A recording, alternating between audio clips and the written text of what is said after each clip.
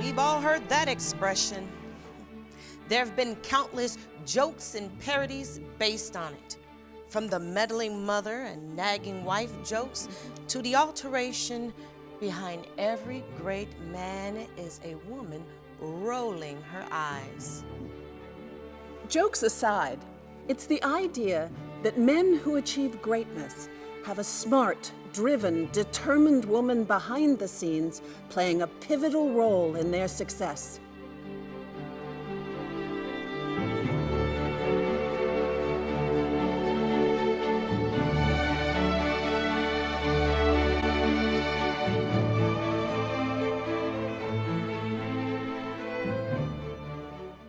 Humankind as a whole tends to look back on the accomplishments and events of history and attribute them to individuals, specifically men. When we look back on World War II, for instance, Roosevelt, Churchill, Stalin, and Hitler are the shorthand way to tell the whole complicated story. This tendency was popularized by the 19th century Scottish writer Thomas Carlyle, who dubbed it the great man theory. History is simply the collective actions of great men whose extraordinary talents, intelligence, and popularity forged the events of their time.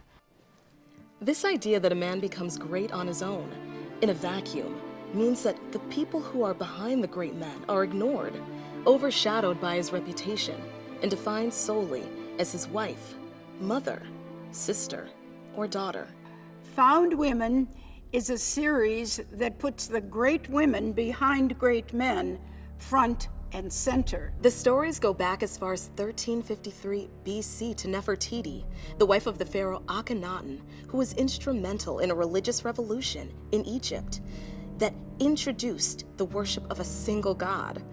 She also was depicted fighting in battle, putting her on par with her husband. Speaking of religious revolution, there's the great woman behind the man who launched the Reformation and with it, all Protestant religion, Martin Luther. Katharina von Bora ran away from her life as a nun to marry Luther, which revolutionized the institution of marriage in ways that continue today.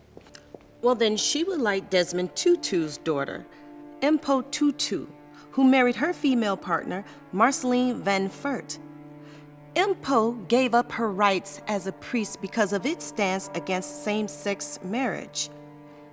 And her father supports his daughter, who now runs the Tutu Foundation. And there's Abigail Adams, wife of our country's second president and mother to our sixth.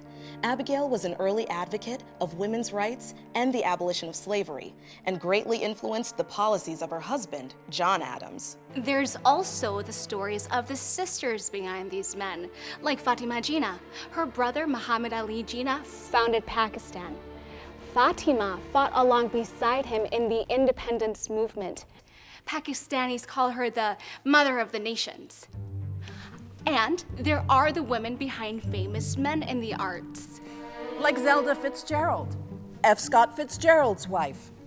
Her extensive diaries provided much of the material for his novels like The Great Gatsby and This Side of Paradise. And Sophia Tolstoy, who edited her husband's War and Peace manuscript 7 times to make it publishable. Lots of great women. Lots of stories to be told. And it's time that we hear them. Join us as we shed light on the women in the shadows of famous men.